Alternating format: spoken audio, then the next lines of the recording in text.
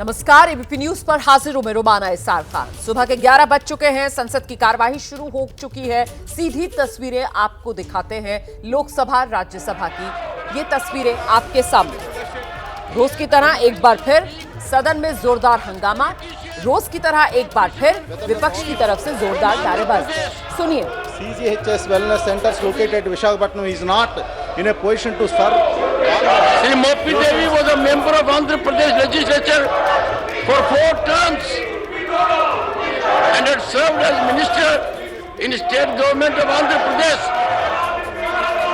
He is married to Srimati Aruna Mopi Devi and the couple is blessed with son Rajiv and daughter Dr. Sai Jasmita. Honorable members, if we can't greet our members on birthday, we can't keep order. That is not very wholesome. Please take your seat. Take your. People shouting. People shouting.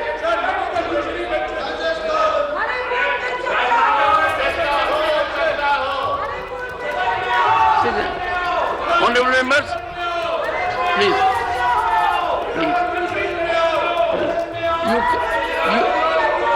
You can't have the courtesy that Jairam Ramesh even to greet your person on birthday. You can't do that. This is minimum you can do. Once again, honorable members,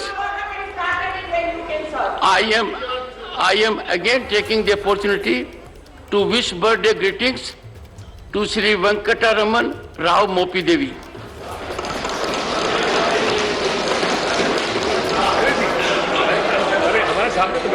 And we have developed a mechanism that those of our honorable members whose birthday is on days when the house is in session but not sitting, we greet them. Come to chamber, you will have enough of it. He is a member of Rajya Sabha since June 2020. He is a social worker, eminent figure in Andhra Pradesh politics. And honorable members, he has the distinction of being the first politician from fisherman community from Andhra Pradesh to be elected to Rajya Sabha. Shri Mopi Devi was a member of Andhra Pradesh legislature for 4 terms and had served as a minister in state government of Andhra Pradesh. He is married to Srimati Aruna Mopi Devi and the couple is blessed with son Rajiv and daughter Dr. Sai Jasmita. And reasons for exhausting of online slots within a minute at the midnight room after the online slots are opened. The professor has his birthday. आदरणीय अध्यक्ष महोदय, जो कि online slots के बारे में बोला, मैंने फिर वही बोल रही हूँ कि ऑनलाइन स्लॉट एक ऑफलाइन स्लॉट ये डॉक्टर पे जो लोड मैनेज कर रहे हैं तो उन्होंने ऑनलाइन स्लॉट को कम किया है क्योंकि एक दूसरे सेंटर का भी लोड उस दूसरे सेंटर पे आ रहा है। जल्द ही वो सुविधा होगी। इसके अलावा वहाँ पे हमारी जो ग्रीवांस की जो एक फैसिलिटी दी गई है तो उसके माध्यम से हम ग्रीवांस के माध्यम से भी ग्रीवांस एडवाइजरी कमेटी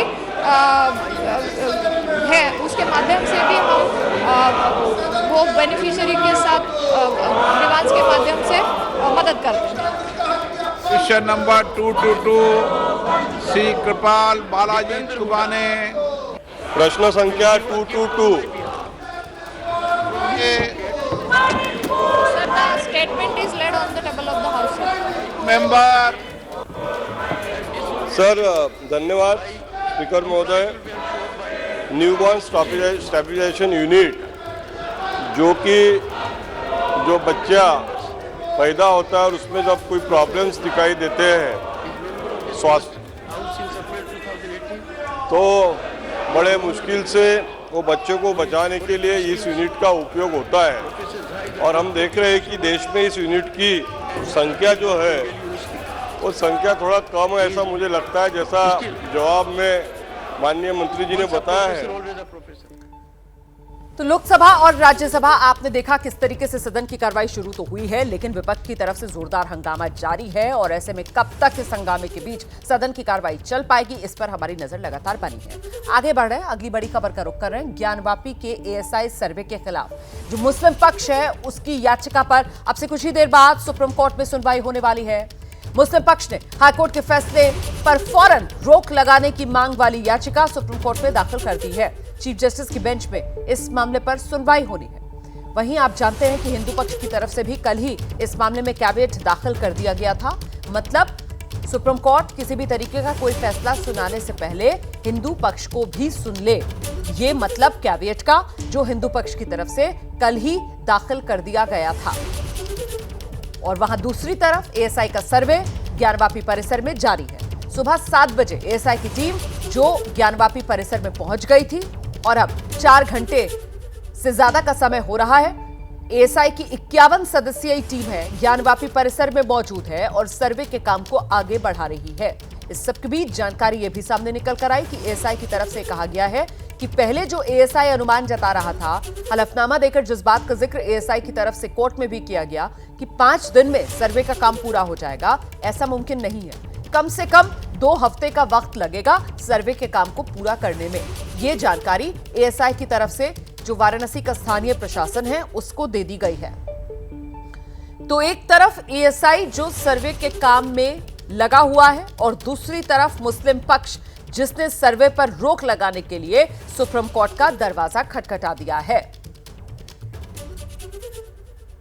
बड़ी खबर इस वक्त की बता देते हैं आपको। मस्जिद के भीतर इस समय मैपिंग का काम चल रहा है। हिंदू धर्म चिन्हों को इकट्ठा करके एएसआई की टीम एक जगह उसे स्टोर कर रही है। हिंदू स्मृति चिन्हों की फोटोग्राफी, वीडियोग्राफी की जा रही है। एएसआई की 51 सदस्यीय टीम है। ज्ञानवापी के भीतर इस 51 सदस्यीय टीम को 4 भागों में बांटा गया है। मतलब 4 अलग अलग टीम्स का गठन किया गया है और उनको अलग अलग काम की जिम्मेदारी सौंपी गई है।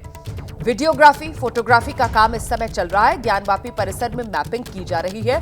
जो भी हिंदू धर्म से जुड़े चिन्ह निशान हैं, उनकी तस्वीरें ली जा रही हैं और एक जगह उसे जमा किया जा रहा है। इस बात का जिक्र आप जानते हैं हिंदू पक्ष की तरफ से किया जाता है कि साहब दीवारें जो हैं ज्ञानवापी परिसर में वो खुद ही चिल्ला चिल्ला कर अपना सत्य बयां करती है। और इस सब के बीच इलाहाबाद हाईकोर्ट की तरफ से कल जो निचली अदालत के फैसले को बरकरार रखा गया, मतलब सर्वे को अनुमति दे दी गई, हरी झंडी दे दी गई। इस एएसआई के सर्वे से क्या कुछ हासिल हो सकता है, एएसआई सर्वे से क्या कुछ मिल सकता है, इसी बारे में और जानकारी के लिए सीधे आपको लेकर चलते हैं। हमारे साथ हमारे सहयोगी अवधेश मौजूद है। अवधेश, बताइए जरा विस्तार से, ज्ञानवापी सर्वे जो सच कहा जा रहा है सामने आ जाएगा, वो क्या है? सामने आ सकती हैं वो हम बता रहे हैं कि क्या सर्वे से हासिल हो सकता है, क्योंकि यही सवाल सभी के मन में है भी कि मिलेंगे क्या क्या सर्वे से। तो दोनों पक्षों के जो दावे हैं उन पर पुख्ता सबूत मिलेंगे, क्योंकि जिस तरीके से साइंटिफिक सर्वे हो रहा है, क्या सबूत आते हैं वो कोर्ट देखेगा, लेकिन पुख्ता वैज्ञानिक सबूत मिलेंगे। वैज्ञानिक सबूत ही इस मामले को आगे लेकर जाएंगे कि जो कानूनी लड़ाई कोर्ट में शुरू हुई है उसकी दिशा क्या होगी। एएसआई की रिपोर्ट का कोर्ट में हवाला दिया जाएगा और इसी एएसआई की रिपोर्ट के बाद जो कानूनी बहस है या जो कानूनी लड़ाई है वो आगे बढ़ेगी और ये पता चलेगा कि किसका दावा कितना मजबूत है। जब जीपीआर के जरिए एएसआई अपना सर्वे करेगी तो दावे की मजबूती का पता चलेगा। क्या ज्ञानवापी में धार्मिक निशान है या नहीं, जो दावे किए जा रहे हैं कि दीवारें चीख रही हैं, तो एएसआई ये साइंटिफिक सर्वे के जरिए समझेगी कि क्या वाकई धार्मिक निशान वहां मौजूद हैं या फिर नहीं मौजूद हैं। ये सर्वे से हासिल हो सकता है। लेकिन ज्ञानवापी को लेकर और बड़ी क्या खबरें आ रही हैं, इसके लिए सीधे रुक करते हैं अपने वरिष्ठ सहयोगी रोमाना जी का। तो रहिए आप अवधेश हमारे साथ। कुल मिलाकर जो सबसे बड़ी बात है वो यही कि एएसआई सर्वे से वो सबूत, वो साक्ष्य सामने आएंगे और वो भी साइंटिफिक आधार वाले, जो इस पूरे मामले में आगे निर्णायक भूमिका निभा सकते हैं। और यही एक तरीके से दलील भी थी जो इस सर्वे के विरोध में मुस्लिम पक्ष की तरफ से कहा भी गया था हाई कोर्ट में कि साहब ये तो एविडेंस को लीड करेगा अगर इस तरीके का कोई सर्वे कराया जाता है तो, जिसे इलाहाबाद हाई कोर्ट की तरफ से खारिज कर दिया गया। देखिए, ज्ञानवापी में दोपहर 1:30 बजे जुमे की नमाज होगी। आप जानते हैं आज शुक्रवार का दिन है और शुक्रवार के दिन दोपहर में जुमे की नमाज होती है। ऐसे में 800 से 900 लोग नमाज अदा कर सकते हैं। ज्ञानवापी में शुक्रवार के दिन जो नमाज होती है उस पर बड़ी संख्या में लोग पहुंचते हैं। 800 से 900 की संख्या में लोग पहुंच सकते हैं ज्ञानवापी परिसर में नमाज अदा करने के लिए। तो बहुत मुमकिन है कि अब से कुछ देर बाद ये जो ज्ञानवापी परिसर में सर्वे चल रहा है इसका काम अभी के लिए रोका जाए। हम सीधे आपको लेकर चलते हैं। मेरे साथ मेरे सहयोगी वीरेश इस वक्त मौजूद हैं। जरा जानते हैं वीरेश पांडे से, बताइए जरा, क्योंकि अब शुक्रवार दोपहर की नमाज का वक्त क्या है यहाँ ज्ञानवापी परिसर में और कब तक उसके हिसाब से सर्वे का काम चलेगा, कब इसको रोका जाएगा, फिर दोपहर में दोबारा क्या 3 से 5 बजे के बीच एएसआई की टीम यहां पर सर्वे करेगी? क्या जानकारी क्या है ये बताइए। देखिए, जानकारी यह है कि 12 बजे तक सर्वे का काम चलेगा। 3 से 5 तक जो सर्वे की बात है वो आज नहीं है, बल्कि 12 बजे तक सर्वे चलेगा। और जो महत्वपूर्ण चीज़ें आपको बता दूं कि 51 सदस्यीय जो टीम है सर्वे की, उसे 12-12 के जो भाग में 4 भागों में बांटा गया। एक टीम में 15 लोग हैं और बाकी टीम में 12 लोग हैं जो चारों जो कोने पर काम कर रहे हैं। फोटोग्राफी की जा रही है, वीडियोग्राफी की जा रही है और हिंदू स्मृति चिन्ह हैं उन्हें इकट्ठे किए जा रहे हैं और बहुत संभल कर किया जा रहा है। मोहम्मद मोइन, जिस तरीके से खबरें आ रही हैं छनकर सोर्सेज के आधार पर, वो एक्सक्लूसिव जानकारी एबीपी दर्शकों को दीजिए।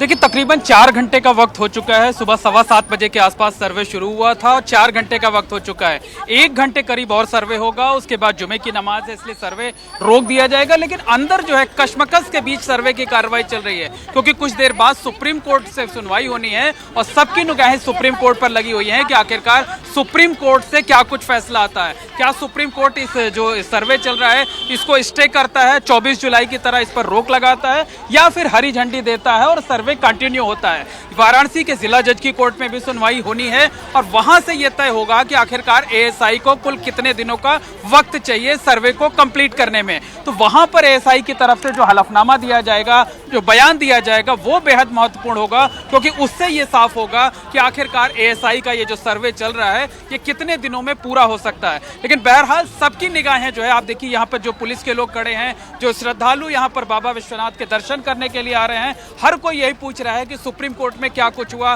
सुप्रीम कोर्ट में क्या कुछ होने वाला है। पत्रकारों से लेकर सुरक्षाकर्मी और साथ ही साथ जो यहाँ के मंडलायुक्त हैं, पुलिस कमिश्नर, अभी मेरी पुलिस कमिश्नर अशोक मुथा जैन से बात हो रही थी, उनकी भी निगाहें हैं सुप्रीम कोर्ट की तरफ से। आखिर स्टे मिलता है, हाई कोर्ट ने जिस तरीके से स्टे दिया था वैसा होता है।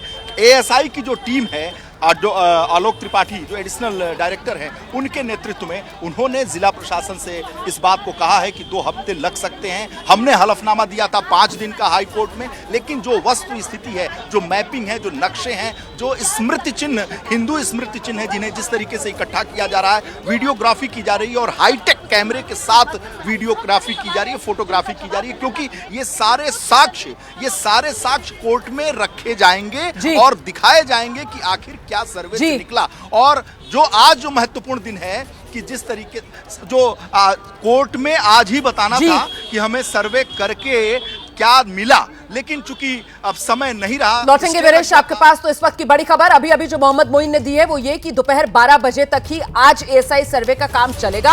आज जो दोपहर में 3 से 5 बजे के बीच सर्वे वाली बात कही जा रही थी दोबारा से ज्ञानवापी परिसर में, वो आज नहीं होगी। तो 4 घंटे हो गए हैं, कुल 5 घंटे सुबह 7 बजे से लेकर दोपहर 12 बजे तक आज एएसआई सर्वे का काम करेगी और इस मामले में सुप्रीम कोर्ट पर भी नजर बनी हुई है। ज्ञानवापी परिसर में 4 घंटे से एएसआई सर्वे जारी। एएसआई की 51 सदस्यीय टीम ज्ञानवापी में 4 भागों में उसको बांटा गया है। 3 12-12 की टीम्स हैं, एक टीम में 15 सदस्य हैं और इस समय सर्वे का काम ज्ञानवापी परिसर में लगातार जारी है। तो एएसआई का यह सर्वे पिछले 4 घंटे से लगातार जारी है। दोपहर 12 बजे तक आज चलेगा और उसके बाद क्योंकि आज दिन शुक्रवार का जुमे की नमाज और उसमें 800 से 900 लोग पहुंचते हैं यहां ज्ञानवापी मस्जिद में नमाज अदा करने के लिए, इसीलिए 12 बजे आज एएसआई अपने सर्वे के काम को यहां पर रोक देगी। लेकिन ये जो सर्वे है, इस सर्वे से जुड़ी बड़ी बातें आपके लिए जानना जरूरी है। सीधे आपको लेकर चलते हैं अवधेश के पास। अवधेश, बिल्कुल, सर्वे की बड़ी बातों का जिक्र कर लेते हैं कि आखिर क्या चल रहा है। हर कोई ये जानना चाहता है कि सर्वे में क्या हो रहा है। तो एसआई की टीम मौजूद है ज्ञानवापी परिसर में। 51 सदस्य हैं और जैसा कि हमारे सहयोगी ने बताया कि 4 हिस्सों में उन्हें बांटा गया है। 12-12 लोग 3 ग्रुप में है, एक ग्रुप 15 लोगों में है। चारों वादी महिलाएं मौजूद हैं जिन्होंने ये मुकदमा दायर किया था, सर्वे की मांग की थी, वैज्ञानिक सर्वेक्षण की मांग की थी। हिंदू पक्ष के 4 वकील भी इस वक्त ज्ञानवापी परिसर में मौजूद हैं जो सर्वे का पूरा कामकाज देख रहे हैं। और किसी भी तरह की खुदाई नहीं होगी, जैसा कि हलफनामा भी एएसआई ने दिया था। हाईकोर्ट ने कहा भी था कि एएसआई जो हलफनामा दे रहे हैं उस पर विश्वास किया जा सकता है। जीपीआर तकनीक से ही पूरा परीक्षण होगा क्योंकि यह वादा है कि वहां पर किसी भी तरीके से किसी भी चीज को नुकसान नहीं पहुंचना चाहिए। जीपीआर मतलब ग्राउंड पेनिट्रेटिंग रडार, इसी के जरिए पूरी मैपिंग हो रही, इसी के जरिए यह पूरा सर्वे होगा। इलेक्ट्रोमैग्नेटिक रेडिएशन सिग्नल का इस्तेमाल किया जाएगा ताकि वहां पर जो भी चीज है उसको बिना नुकसान लगाए ये पता लगाया जा सके कि जमीन के भीतर क्या है, जो चीजें मौजूद हैं उनकी उम्र क्या है। जीपीआर से आकार और उम्र आकी जाएगी कि जो भी चीज वहां पर मौजूद है, चाहे वो पत्थर हो, मेटल हो, आखिर उसकी उम्र क्या है, ये तमाम चीजें पता लगाई जाएंगी। हालांकि मुस्लिम पक्ष ने इस सर्वे का बहिष्कार किया है। मुस्लिम पक्ष का प्रतिनिधि वहां पर नहीं है। सुप्रीम कोर्ट का रुख किया है मुस्लिम पक्ष ने। लेकिन 4 दिनों का जो सर्वे है, पहला दिन चल रहा है, परिसर में ज्ञानवापी के पेश इमाम मौजूद हैं, वो वहां पर हैं, लेकिन मुस्लिम पक्ष ने बहिष्कार किया है कि सर्वे का हिस्सा हम नहीं बनेंगे।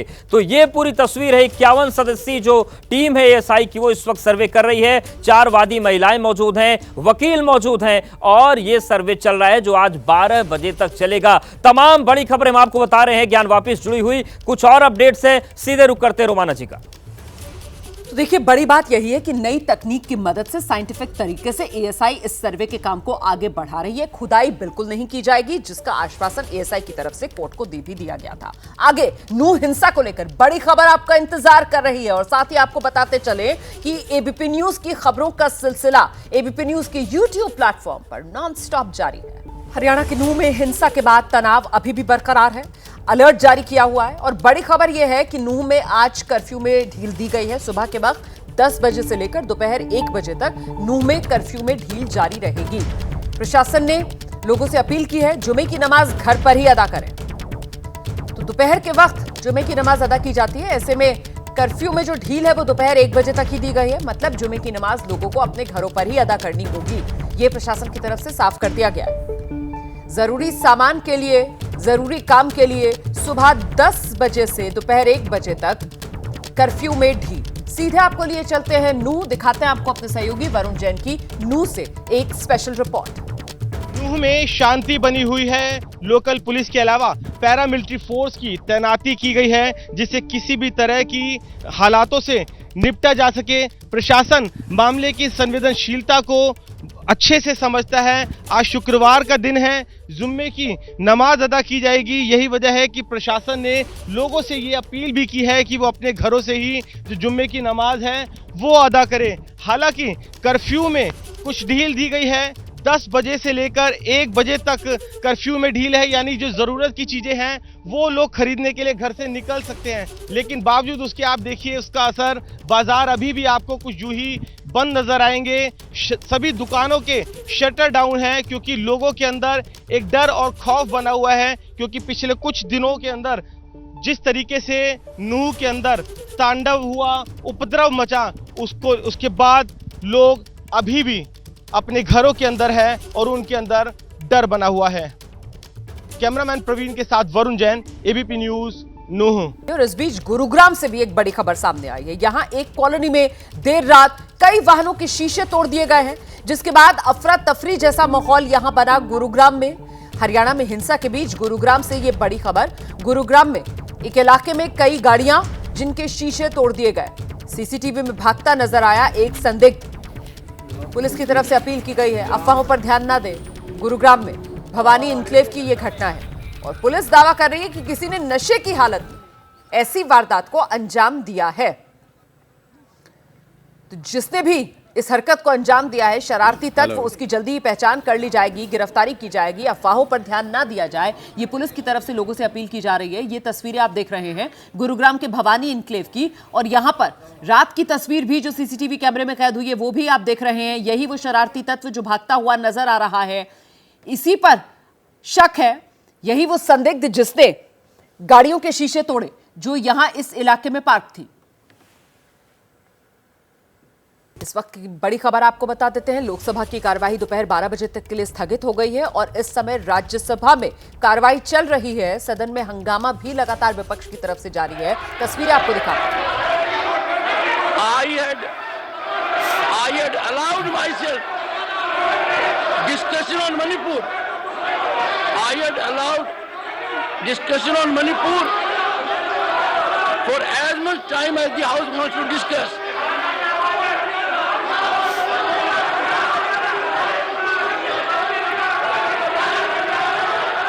The House will meet at 12 noon. तो दोपहर 12 बजे तक के लिए राज्यसभा की कार्रवाई भी स्थगित कर दी गई है।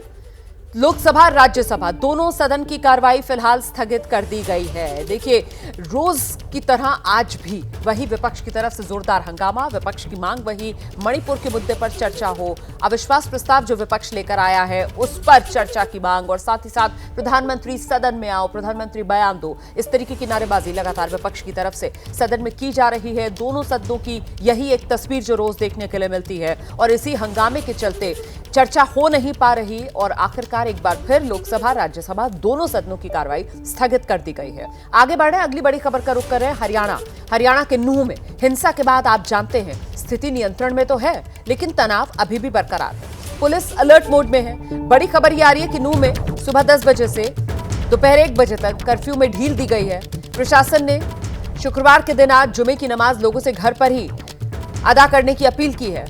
नूंह की जो बड़ी जामा मस्जिद है वहां के मौलाना मुफ्ती जाहिद हुसैन ने एबीपी न्यूज से बातचीत की है और यह भी कहा है कि आज जो भी घर से बाहर नमाज पढ़ेगा हम उसे रोकेंगे, अमन शांति के साथ नमाज पढ़ी जाएगी। हमारे साथ इस वक्त नूंह इलाके के सदर मौलाना मुफ्ती जाहिद हुसैन हैं, जो कि नूंह की सबसे बड़ी जामा मस्जिद के इमाम भी हैं। जाहिद साहब, कल आपकी और प्रशासन के बीच में मीटिंग हुई, उसमें शहर के कई सारे उलामा भी जो है वो उनमें शामिल हुए।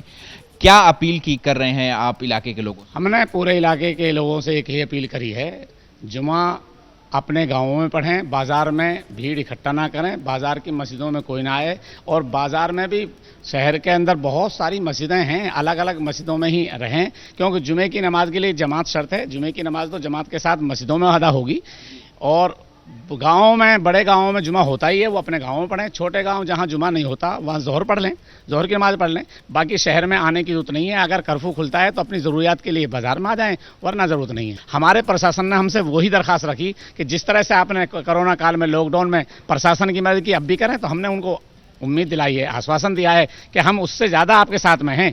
लेकिन हमारा एक ही कहना है, जायज़ में साथ हैं हम प्रशासन के, नाजायज़ में साथ नहीं है अपने। जायज़ मतलब? नाजायज़ का मतलब गलत आदमी को पकड़ लिया, निर्दोष आदमी को पकड़ लिया, या कि किसी को गलत सताया। नाजायज़ का मतलब ये, जो 139 लोग गिरफ्तार किए गए हैं उनमें किसी को, ये तो जांच का विषय है, जांच तो वो करेंगी पुलिस प्रशासन। नाजायज़ का मेरा मतलब ये है कि गलत कार्य नहीं हो, ऐसा काम ना हो जिससे विरोध बन जाए। हम जायज़ में प्रशासन के साथ खड़े हैं, सहयोग कर रहे हैं।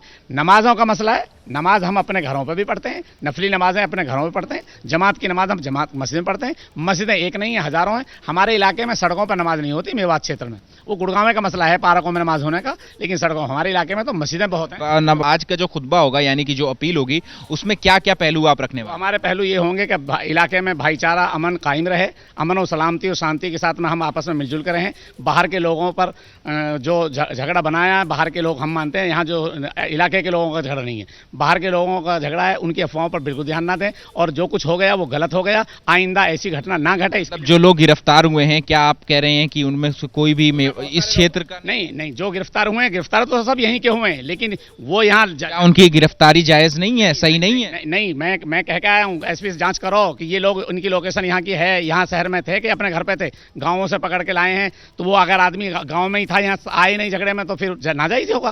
तो जब पुलिस ने गिरफ्तार किया है तो किसी सबूत के आधार पर ही तो गिरफ्तार। सबूत नहीं, अभी कोई सबूत नहीं है, अभी तो वैसे ही पकड़ा है। सीसीटीवी फुटेजेस के आधार पर नहीं, मैं कह रहा हूँ उनमें से 100 को छोड़ भी दिया है, जिनको गिरफ्तार किया उनको तकरीबन 100 को छोड़ भी दिया है। आप कह रहे हैं कि गिरफ्तारियां गलत हुई हैं? हाँ, मैं कह रहा हूँ, कह के आया हूँ, तुमसे नहीं कह रहा, मैं उनसे भी कह के आया हूँ कि जो सही है तो सही पकड़ो, पूरी जांच होनी चाहिए, बगैर जांच के आगे कार्रवाई ना हो। और देखिए 31 जुलाई वो तारीख जब नूह में हिंसा हुई। इस हिंसा में क्या क्या हुआ था, ये डिटेल्स अब उन एफआईआर में दर्ज की गई है जो मौके पर तैनात पुलिस वालों और दूसरे सरकारी कर्मचारियों की आंखों देखी है। हम नूह सदर थाने में दर्ज 2 एफआईआर के जरिए आपको 31 जुलाई की पूरी घटना विस्तार से बताने जा रहे हैं। गौर से देखिए रिपोर्ट।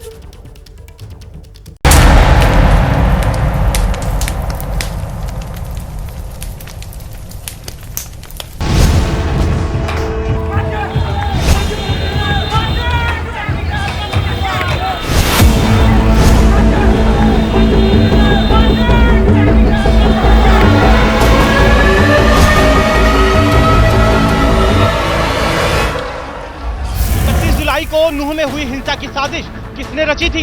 क्या नूह में कट्टरपंथी ग्रुप्स ने खून खराबे की साजिश रची थी? क्या नूह हिंसा के तार पाकिस्तान से भी जुड़े हुए हैं? हाथों में हथियार लिए उन्मादी भीड़ जो पाकिस्तान जिंदाबाद के नारे लगा रही थी। नूह में 31 जुलाई को क्या हुआ था उसकी गवाही ये तस्वीरें देती हैं। इन तस्वीरों में दर्ज है कि कैसे उन्मादी भीड़ श्रद्धालुओं को निशाना बना रही है। भीड़ में किसी के हाथ में अवैध हथियार थे, किसी के हाथों में पत्थर, कोई लाठी डंडों से लैस था तो कोई तलवार लिए हुए था। 31 जुलाई को कैसे हिंसा हुई, हिंसा में कौन शामिल था, इसकी पूरी कहानी पुलिस के दस्तावेज में दर्ज है। अलग अलग थानों में दर्ज इन एफआईआर में 31 जुलाई को हुए फसाद की पूरी कहानी है। लेकिन आज हम आपको नूह सदर थाने में दर्ज 2 एफआईआर के जरिए हिंसा की पूरी कहानी समझाने की कोशिश करेंगे। नूह सदर थाने में दर्ज एफआईआर नंबर 0398 और एफआईआर नंबर 0399, दोनों एफआईआर 1 अगस्त 2023 को दर्ज हुई है। एफआईआर नंबर 398 एएसआई धर्मेंद्र ने दर्ज कराई, जबकि FIR number 399 XEN Mukul Kathuria ने दर्ज कराई है। मुकुल कथूरिया बतौर ड्यूटी मजिस्ट्रेट नलहड़ मंदिर पर तैनात थे और एएसआई धर्मेंद्र की तैनाती भी नलहड़ मंदिर पर ही थी। एफआईआर दर्ज कराने वाले दोनों सरकारी कर्मचारी मौके पर मौजूद थे। उन्होंने भीड़ को अपनी आंखों से देखा। सबसे पहले नूह थाने में दर्ज एफआईआर नंबर 398 की बात करते हैं। इस एफआईआर में अभियुक्तों वाले कॉलम में लुकमान, साहिल, वाजिद हुसैन, जाकर, मुश्ताक और 800 से 900 अन्य लोगों के नाम शामिल हैं।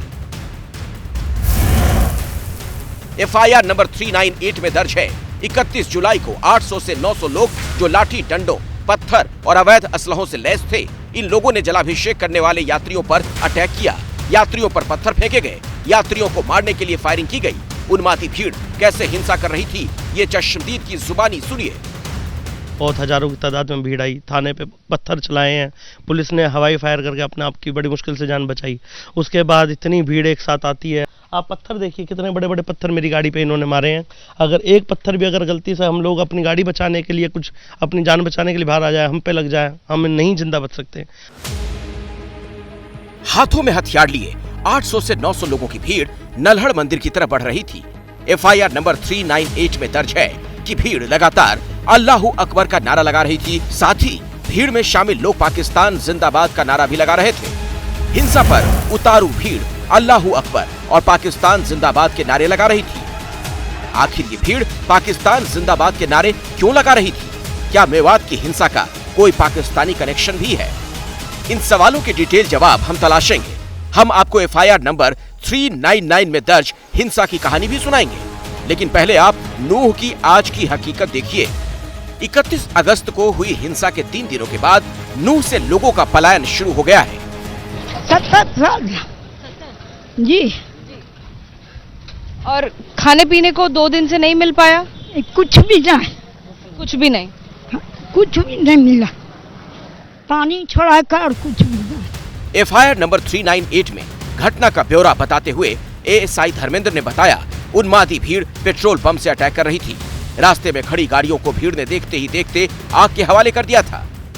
31 जुलाई को हुई हिंसा के निशान अब भी नूह के चप्पे चप्पे पर मौजूद है। नूह में भारी सुरक्षा के बीच अभी शांति है, लेकिन सवाल यही, आखिर हमलावर भीड़ में शामिल लोग पाकिस्तान जिंदाबाद के नारे क्यों लगा रहे थे? भीड़ धार्मिक नारे क्यों लगा रही थी? क्या बॉर्डर पार से मेवात में हिंसा की आग सुलगाई गई? क्या नूह में हिंसा में शामिल कट्टरपंथियों के तार बॉर्डर पार के कट्टरपंथियों से जुड़े थे?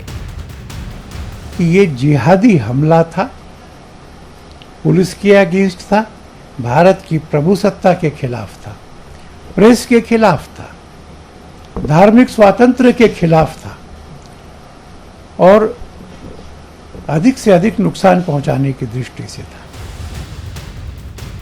ये सवाल इसलिए भी क्योंकि नूह सदर थाने में दर्ज एफआईआर नंबर 399 में ये दर्ज है कि 800 से 900 लोगों की भीड़ ने अटैक किया। हमलावर लाठी, डंडे और अवैध हथियारों से लैस थे। हमलावरों ने मंदिर के पास आकर भक्तों को निशाना बनाया, पथराव किया और फायरिंग की। एफआईआर नंबर 399 में दर्ज है कि भीड़ धार्मिक नारा लगा रही थी। एफआईआर दर्ज कराने वाले दोनों सरकारी कर्मचारी मौके पर मौजूद थे। दोनों ने अपनी एफआईआर में 3 बातों का जिक्र किया। 800 से 900 लोगों की भीड़ थी, भीड़ हथियारों से लैस थी, भीड़ धार्मिक नारे लगा रही थी। इससे साफ है कि नूह हिंसा की साजिश पहले तैयार की गई और इसका कनेक्शन कट्टरपंथियों से जुड़ा है। इसीलिए फिलहाल नूह में भारी सुरक्षा व्यवस्था की गई है। इस वक्त हम नूह चौक पर ही मौजूद हैं और आप देख सकते हैं अभी भी प्रशासन की तरफ से जो पैरामिलिट्री फोर्स है उसकी तैनाती यहाँ पर की गई है। आज विश्व हिंदू परिषद की तरफ से भी इस पूरी हिंसा को लेकर कई जगह पर जो प्रोटेस्ट कॉल है वो किया गया है। राजधानी दिल्ली में भी कई इलाकों में इस हिंसा को लेकर जो नाराजगी है वो जताई जाएगी। एजेंसियां मेवात हिंसा में शामिल लोगों की धरपकड़ कर रही हैं। अब तक गिरफ्तार किए गए लोगों से पूछताछ हो रही है। पुलिस संदिग्धों के पाकिस्तान कनेक्शन की फाइल भी खोल रही है। दरअसल 2018 में पलवल में एजेंसियों ने एक मस्जिद की जांच की थी। एजेंसी ने तब दिल्ली के एक इमाम समेत 4 लोगों को गिरफ्तार किया था। तब से नूह समेत मेवात का पूरा इलाका एजेंसियों की रडार पर रहा है।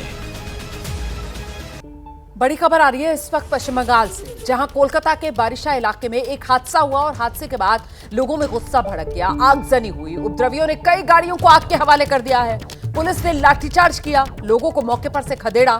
इलाके में अब सुरक्षा के कड़े बंदोबस्त किए गए हैं। पुलिस का फ्लैग मार्च इलाके में जारी है। तस्वीरें आपके सामने, हादसा हुआ था और हादसे के बाद देखिए किस तरीके से स्थिति हाथ से निकलती हुई नजर आई। आगजनी हुई, उपद्रवी बड़ी संख्या में यहां पर जुट गए। मौके पर पुलिस पहुंची, पुलिस ने लाठीचार्ज किया, लोगों को यहां से खदेड़ा। इलाके में अब कड़ी सुरक्षा बंदोबस्त कर दिए गए हैं। इस पूरे इलाके में लोगों में सुरक्षा भाव पैदा करने के लिए पुलिस ने फ्लैग मार्च भी किया है। हम सीधे आपको लेकर चलेंगे, मेरे साथ मेरी सहयोगी मनोज्ञा लोहेवाल इस वक्त मौजूद है। मनोज्ञा, बताइए जरा फिलहाल स्थिति कैसी है इस पूरे इलाके में, और ये सब जो हुआ वो एक हादसे के बाद अचानक से कैसे हो गया? देखिए, बेहाला के आसपास का इलाका जो है वहाँ पर तारातल्ला इलाके से बहुत सारा इंडस्ट्रियल एरिया है जिसमें कई सारी ट्रक्स आती हैं। अब ऐसे में एक ट्रक जो सुबह जब बच्चों को स्कूल छोड़ने जाते हैं उसे बहुत ज्यादा स्पीड ली, जिसकी वजह से 2 क्लास से पढ़ने वाली बच्ची की मौत हो गई। और उसके बाद स्थानीय लोगों ने पहले पत्थरबाजी की, उस ड्राइवर को पकड़ने की कोशिश की और साथ ही साथ ये भी वहाँ पर जितने भी व्हीकल्स थे उन पर आग लगा दिया। और आग लगाने के बाद आसपास ज्यादा तनाव थे कि वहाँ पर पहले फ्लैग मार्च करना पड़ा आसपास लोगों को भरोसा दिलाने के लिए कि स्थिति और ज्यादा नहीं बिगड़ेगी।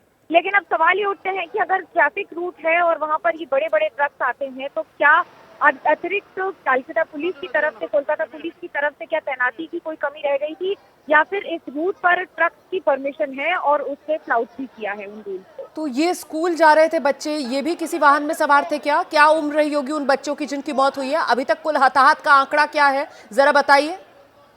एक बच्ची की मौत हुई है जो क्लास 2 में पढ़ती थी, जिसको स्कूल लेकर जा रही थी उसकी माँ, जिसकी उम्र करीब 7 साल बताई जा रही है। बच्ची को लेकर जब आप सुबह स्कूल जाते हैं तो माता पिता कई ऐसे होते हैं जो आसपास के इलाकों से आते हैं या फिर बस से उतर के या ऑटो से उतर के स्कूल जाते हैं बस स्टॉप से। तो बच्ची को लेके जा रही थी माँ, जब इस स्पीडिंग व्हीकल ने पहले उनको उसको चोट लगी, उसके बाद बच्ची ऑन स्पॉट डेड हो गई। स्थानीय लोगों ने जब तक उसको पकड़ने की कोशिश की, आक्रोश इतना ज्यादा की आसपास की पुलिस की गाड़ियों तक को आग लगा दी गई है। देखिए अब कई सवाल भी उठते तो हैं। ये बड़ा हादसा, मनोज्ञा आऊंगी मैं आपके पास, जरा पहले खबर बता दूं दर्शकों को। देखिए क्लास 2 में पढ़ती थी बच्ची, सुबह सुबह माँ बच्ची को स्कूल छोड़ने जा रही थी, उसी वक्त एक ओवर स्पीडिंग ट्रक, मतलब तेज रफ्तार ट्रक इस इलाके से गुजरा और उसी की चपेट में आकर मौके पर ही 7 साल की करीब उम्र रही होगी बच्ची की, जिसकी मौत हो गई। इसी के बाद ये स्थानीय लोगों का गुस्सा भड़का, और गुस्सा इसलिए भड़का, जिस बात का जिक्र यहाँ पर मनोज्ञा कर रही है कि ये पहली बार नहीं है कि यहाँ पर इस तरीके की तेज रफ्तार गाड़ियां गुजरती हैं। रिहायशी इलाका और यहाँ पर इस तरीके की तेज रफ्तार गाड़ियों का गुजरना, उससे पहले ही स्थानीय लोगों में नाराजगी थी। और अब आज जब ये हादसा होता है कि 7 साल की एक मासूम जो सुबह माँ का हाथ पकड़कर स्कूल जा रही है, उसको तेज रफ्तार ट्रक रौंदता हुआ चला जाता है, तो फिर लोगों का ये गुस्सा फूटता है। वो जो ट्रक ड्राइवर था, जो ट्रक था, क्या ट्रक ड्राइवर को पुलिस ने गिरफ्तार कर लिया? क्या उसी ट्रक को आग लगाई गई, या फिर यहाँ पर जो और गाड़ियां खड़ी हुई थी उनमें भी आगजनी हुई? मनोज्ञा, गाड़ियों की भी आगजनी की गई है, जिसमें पुलिस पर भी सवाल उठ रहे हैं। देखिए बात सही है कि अगर सुबह स्कूल का समय होता है तो पुलिस की तैनाती लगभग हर स्कूल के आसपास रहती है, तो इस स्कूल के आसपास क्यों नहीं थी? यहाँ पर बेहाला खासतौर से ऐसे कई स्कूल हैं जो छोटे बड़े अलग अलग स्थानीय स्कूल भी होते हैं। अब सवाल ये उठ रहा है कि जब इंडस्ट्रियल एरिया है, तारातल्ला के आगे का इलाका इंडस्ट्रियल एरिया है, हाल ही में नए ब्रिजेस बने हैं। माझेरहाट ब्रिज है जो ब्रिज टूटा था, उसके बाद नए ब्रिज बनने के बाद जहाँ आवाजाही की गति बढ़ गई है। ये बात सच है कि पहले अगर स्लो स्पीड रहती थी तो उसके फायदे और नुकसान दोनों रहे हैं, लेकिन अब सवाल ये उठ रहे हैं कि क्या तेज गति और बड़े बड़े ट्रक को आवाजाही के लिए, क्योंकि इंडस्ट्रियल एरिया, बिल्कुल, आरोपी ड्राइवर को गिरफ्तार किया गया है क्या? मनोज्ञा लोहिवाल, अभी तक इस मामले में एक गिरफ्तारी हुई है।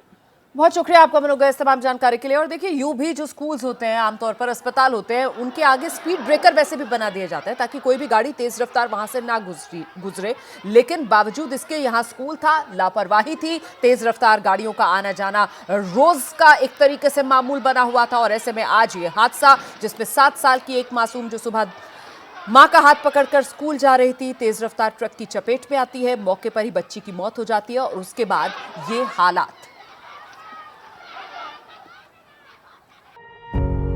पत्रकारिता कोई इमोशन नहीं है, ना अपना कोई ज्ञान देना है और ना कोई विचार थोपना है। पत्रकारिता क्या है? पत्रकारिता का मतलब है सही जानकारी इकट्ठा करना और तथ्य बताना। पत्रकारिता आज जितने महत्वपूर्ण दौर में है, शायद पहले नहीं थी।